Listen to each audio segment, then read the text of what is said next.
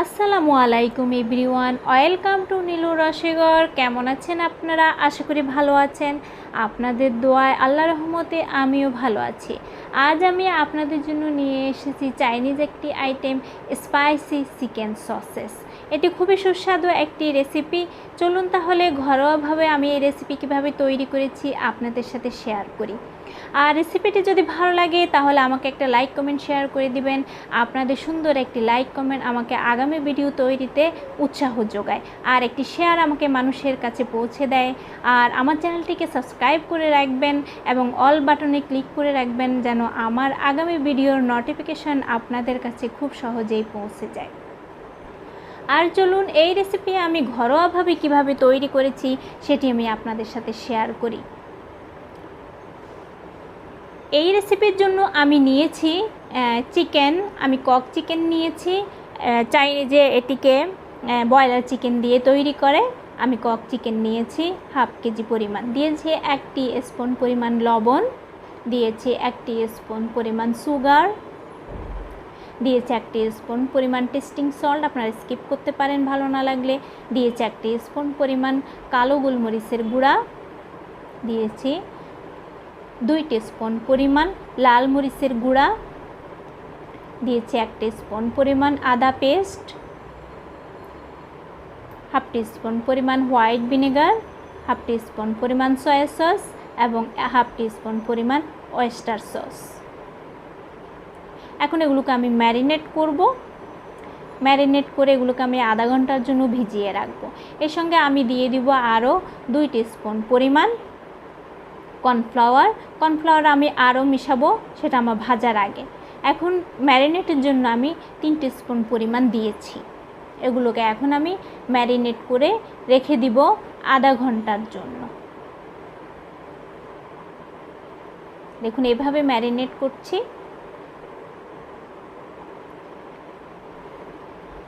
আধা ঘন্টা পরে আমি চুলায় চলে এসেছি এবং সঙ্গে আমি আরও 2 টিস্পুন পরিমাণ কর্নফ্লাওয়ার দিয়ে আবার ম্যারিনেট করে নিচ্ছি ভাজার জন্য। তেল গরম হয়ে গিয়েছে। এখন আমি একটি করে তেলের মধ্যে দিয়ে দিচ্ছি।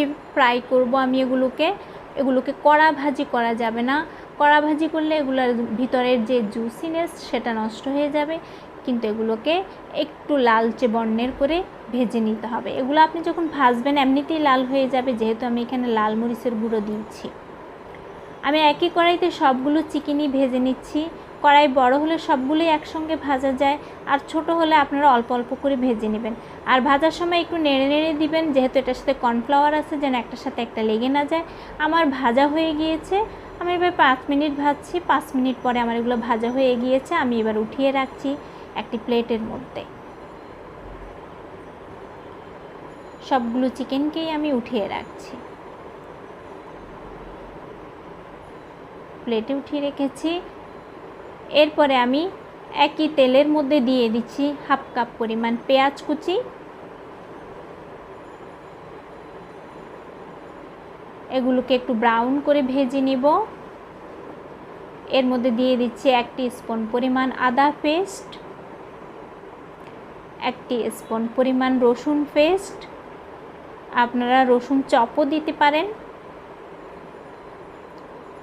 এগুলোকে আমি ভালোভাবে ভেজে নিব, একটু ব্রাউন করে ভাজবো, যেন মশলার স্মেলটা চলে যায়। ব্রাউন হয়ে গিয়েছে। এখন এর মধ্যে আমি দিয়ে দিব 1 টেবিল স্পুন পরিমাণ সয়া সস। 1 টেবিল আমি আগে দিয়ে ফেলেছিলাম। 1 টেবিল স্পুন পরিমাণ সয়া সস, 1 টেবিল স্পুন পরিমাণ ওয়েস্টার সস,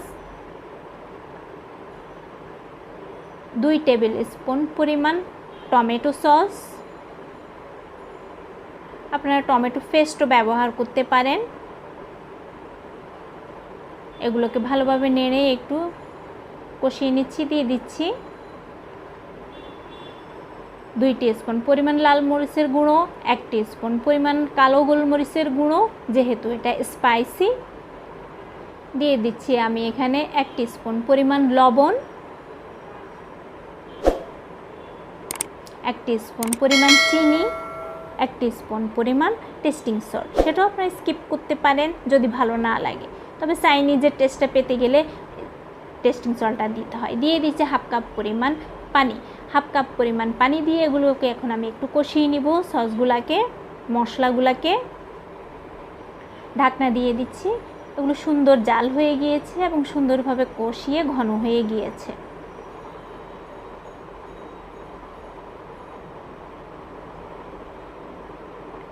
আমি নেড়ে চেড়ে দিচ্ছি।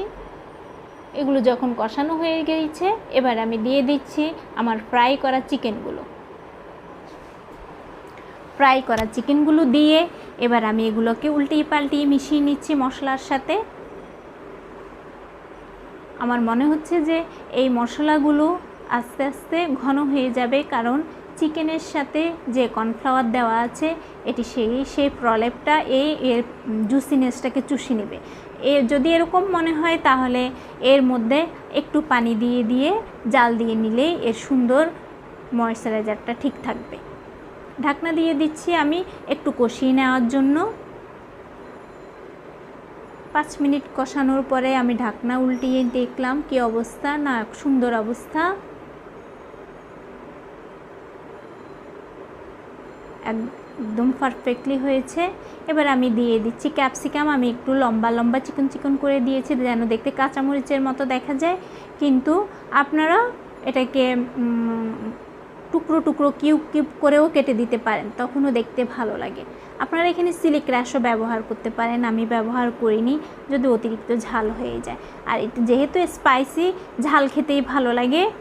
যদি আপনারা মনে করেন যে আর একটু ঝাল খাবেন তাহলে এখানে চিলি ক্র্যাশ দিয়ে দিবেন। আমি একটা বাটিতে নামিয়ে নিয়েছি। দেখুন কতটা সুন্দর হয়েছে, গ্রেভি হয়েছে এবং আমি খেয়েছি, অনেক টেস্টও হয়েছে। আপনারা একবার হলেও ট্রাই করে দেখবেন এটার টেস্ট কেমন। যদি ভালো লাগে অবশ্যই ট্রাই করবেন, আমার জন্য দোয়া করবেন। সবাই ভালো থাকবেন। আসসালামু আলাইকুম।